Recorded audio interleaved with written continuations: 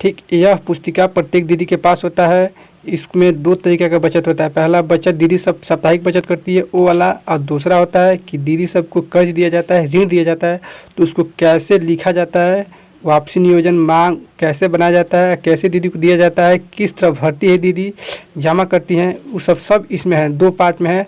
तो सबसे पहले हम लोग प्रथम पार्ट को समझेंगे, दीदी सब कैसे अपना समूह में बचत करती हैं उसको समझेंगे इसी वीडियो के माध्यम से। तो चलिए हम लोग शुरू करते हैं। सबसे पहले देखिए यहाँ पर समूह का नाम है राम ऐसे जी है। उसके बाद सदस्य का नाम है सीता देवी है। पिता या पति का नाम है सुकेश शर्मा है। स्वयं सहायता समूह का नाम है राम ऐसे जी है। ग्राम संगठन अम्बेडकर है। पासबुक संख्या 12 से 13 है। ये सबसे प्रथम में भरा जाएगा। ठीक है दोस्तों। उसके बाद देखिए ये ही आता है आप लोग का, ये आ गया। इसमें देखिए ये प्रत्येक दीदी साप्ताहिक बचत करती है अपने समूह में, वो चीज़ है। सबसे पहले दिनांक है, बचत पुस्तिका, पृष्ठ संख्या, बचत है, ब्याज लाभांश है, संचयी बचत है, उसके बाद एचआरएफ बचत है, राशि, संचयी बचत, लेखापाल का हस्ताक्षर, यही बचत दीदी सब जमा करती है।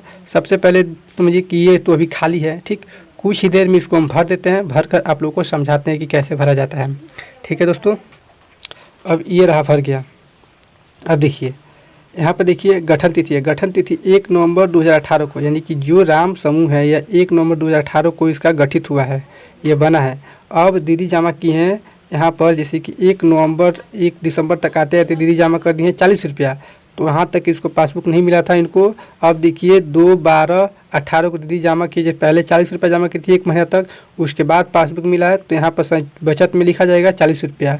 उसके बाद साप्ताहिक बचत 9/12/18 को 10 रुपया, 16/12/18 को 10 रुपया, 23/12/18 को 10 रुपया, 30/12/18 को 10 रुपया।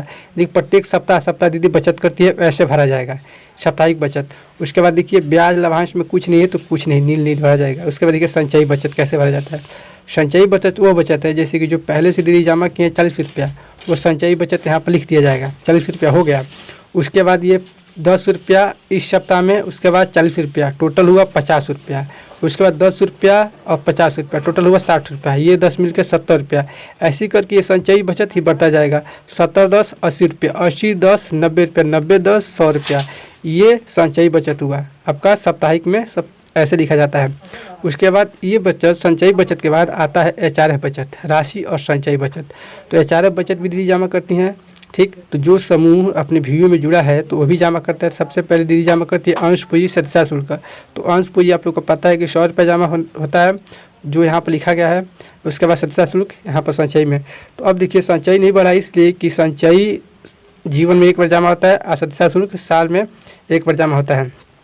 क्लियर दोस्तों। उसके बाद आता है एचआरएफ बचत। दीदी एचआरएफ बचत प्रत्येक महीना 10 रुपये जमा करती है। ठीक, तो यहाँ पर देखिए 1 महीना में, माने जनवरी में दीदी जमा किए हैं, पहला महीना जनवरी में जमा किए 10 रुपया, संचयी में लिखा गया 10 रुपया। उसके बाद आया दूसरा महीना में लिखी दीदी हैं 10 रुपया, यहाँ पर लिखा है 20 रुपया, ये 10 जुड़ गया है 20 रुपया। तो संचयी ऐसे बढ़ता है। तो ये साप्ताहिक बचत में दीदी सब ऐसे भरेंगी। सीएम दीदी हैं तो ऐसे ही अपने समूह में जाएंगी, ऐसे ही भरेंगी। ठीक है। उसके बाद यहाँ पर लेखापाल का हस्ताक्षर, दीदी सब अपने यहाँ पर हस्ताक्षर कर देगी। ठीक है दोस्तों, क्लियर। अब आता है इसका बी पार्ट। बी में कैसे भरा जाता है, किस तरह भरा जाता है, चलिए उसको भी देखते हैं। यहाँ पर देखिए दोस्तों, यहाँ पर बी पार्ट है, ये खाली है, ये खाली पड़ा हुआ है। अब इसको कैसे भरा जाता है ये भी समझ लीजिए आप लोग। पहले देखिए क्या लिखा है। पहले लिखा है कि ऋण का प्रकार, दिनांक, ऋण का उद्देश्य, ब्याज, क्रम संख्या, राशि के साथ सदस्य का हस्ताक्षर, वापसी नियोजन, महीना, मूलधन, ब्याज, मांग। इसके बाद प्राप्ति, दिनांक, मूलधन, ब्याज, दंड, कुल, अधिवेश, ओवरड्यूज, बकाया, लेखापाल का हस्ताक्षर। इस सब को कैसे भरा जाता है, जैसे कि समूह के माध्यम से दीदी जो कर्ज लेती है किसी भी प्रकार का, तो सीएम दीदी इसमें लिखती हैं कैसे इसको बनाया जाता है, किस तरह वापसी नियोजन, मांग, प्राप्ति विवरण कैसे भरा जाता है। चलिए इसको हम कुछ ही देर में भर कर दिखाते हैं। चलिए शुरू करते हैं। अब देखिए दोस्तों, यहाँ पर ये पूरा भर दिया गया है। देखिए सबसे पहले यहाँ बताए थे क्रम संख्या है, ऋण का प्रकार है, दिनांक है, ऋण का उद्देश्य है, ब्याज है। तो दिनांक लिख दिया जाएगा 9/12/18 को दीदी ली है, किस उद्देश्य के लिए, इसका कारण क्या है, गाय खरीदने के लिए। ब्याज कितना है, 1 रुपया प्रतिशत दर है। कितना ली है, 30,000 रुपया। और कितना किस्त में वापस करेगी, 10। यहाँ पर देखिए 30,000 रुपया ली है, उसका हस्ताक्षर हुआ है। जो दीदी ली है कमला देवी हस्ताक्षर की। अब देखिए महीना जनवरी, फरवरी, मार्च, अप्रैल, मई, जून, पूरा अक्टूबर तक यहाँ हो गया है। वापसी नियोजन बना लिया जाएगा दीदी के अनुसार पूछा जाएगा। तो 3000 दीदी मूलधन जमा करेगी और 30 रुपये ब्याज, 3000 मूलधन 27 रुपये ब्याज, ऐसे ब्याज 3 रुपया माइनस होता रहेगा। ये वापसी नियोजन हो गया। अब मांगा जाएगा उनसे, मांग अगला महीने में जाया जाएगा तो 3000 रुपया जमा करेगी, 30 रुपये ब्याज करेगी। देखिए यहाँ प्राप्त हुआ है 3000 रुपया दी है, 30 रुपया ब्याज दी है।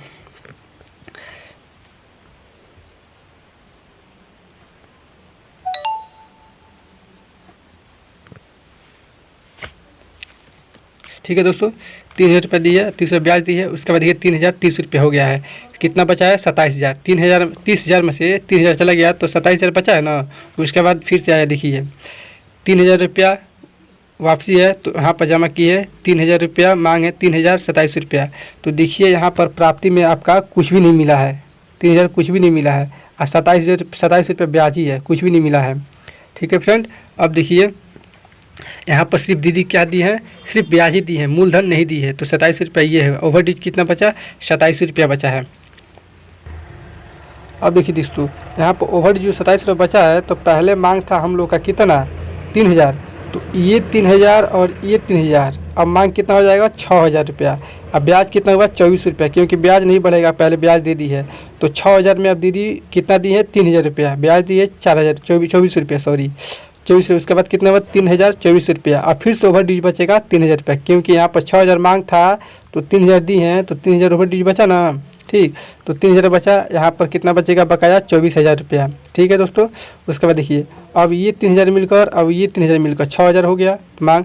6000 में यहाँ पे 21 रुपये ब्याज, तो 6000 दीदी कंप्लीट कर दी है, पूरा जमा कर दी है 21 रुपये ब्याज। यहाँ पर 6000 21 रुपया, ओवर ड्यूज कुछ भी नहीं है। यहाँ पर बचा कितना 18,000, 24 में से 6 गया तो 18 बचा। तो यहाँ बकाया कितना हुआ दीदी का 18,000 रुपया। फिर से यहाँ पर आइए, यहाँ पर मांग में हुआ 3000 रुपया, 18 रुपये ब्याज, ऐसे करके देखिए वहाँ पर कुछ भी दीदी नहीं दी है, ब्याज भी नहीं दी है, मूलधन भी नहीं दी है। तो यहाँ पर उनका ओवर ड्यूज कितना हुआ 3000 रुपया, 18,000 रुपया बकाया। फिर से आप आइएगा यहाँ पर अगले महीने में तो 6000 रुपया हो जाएगा। ये 3000 जोड़कर 6000 हुआ, 18 15 33,000 रुपया, 3300 रुपया उनका ब्याज हुआ। ठीक है दोस्तों, अब यहाँ पर देखिए मूलधन भी नहीं दी है, सिर्फ ब्याज दी है 33 रुपया, 33 रुपया ब्याज लिखा जाएगा। 6000 ओवर ड्यूज, 18 का 18,000 यहाँ पर है। फिर से अगला महीना में आइए आपका 9000 होता है, 3000 ये और 6000 ये हो गया 9000 रुपया। अब 12 रुपया ब्याज हुआ। तो क्या की है इन्होंने डायरेक्ट 6000 रुपया जमा कर दी है, 12 रुपया ब्याज दी हैं, 6000 12 रुपया और 3000 रुपया क्या हुआ ओवर ड्यूज बचा। क्योंकि 9000 में से दीदी क्या दी है 6000 जमा की हैं, तो 3000 में ओवर ड्यूज बचेगा। यहाँ पर कितना हो गया 12000, 18 में से 6 चला गया तो 12,000 बचा, 12000 हुआ। फिर से अगले महीने में आप आइए, अगले महीने में आएंगे तो 3000 ये हुआ, 3000 ये हुआ ओवर ड्यूज, बचा हुआ कितना 6000 रुपया। तो 6000 और 9 रुपया ब्याज, 6000 टोटल दीदी 6000 दे दिए, 9 रुपये ब्याज दे दिए हैं। अब 6000 9 रुपया कुल में कुल लिखा जाएगा, ओवर ड्यूज कुछ भी नहीं है, क्योंकि यहाँ पर 6000 का मांग था, 6000 रुपया दे दिए तो ओवर ड्यूज नहीं बचा। यहाँ पर 6000 रुपया इनका बकाया बच गया। अब फिर से अगले महीने में आइए तो 3000 रुपया जमा की दीदी, मांग हुआ 3000 में दीदी देखिए कुछ भी नहीं दी है सितंबर महीने में। ठीक, तो 3000 ओवर ड्यूज और 6000 रुपया मांग उनका है ही है। तो ये 3000 रुपया और ये 3000 रुपया जुड़ कर कितना हुआ 6000 रुपया और 9 रुपया ब्याज इनका। तो क्या की हैं लास्ट मंथ में इन्होंने 6000 रुपया टोटल दे दी है, ब्याज दे दी हैं, 6000 9 रुपया कुल हुआ, ओवर ड्यूज कुछ भी नहीं, बकाया कुछ भी नहीं। ठीक है, यहाँ पर लेखापाल का हस्ताक्षर हो गया। तो ये आप लोग का ऐसे हुआ ऋण पुस्तिका। तो ऐसे ही आप लोग भरिएगा। अगर इसमें भी कोई दिक्कत हुआ हो समझने में तो आप हमारे कमेंट बॉक्स में कमेंट कीजिएगा कि कैसे कैसे नहीं समझ में आया, हम सब समस्या का समाधान बताएंगे। अगर हाँ दोस्तों ये मेरी वीडियो अगर पसंद आई हो तो लाइक कीजिएगा, सब्सक्राइब कीजिएगा और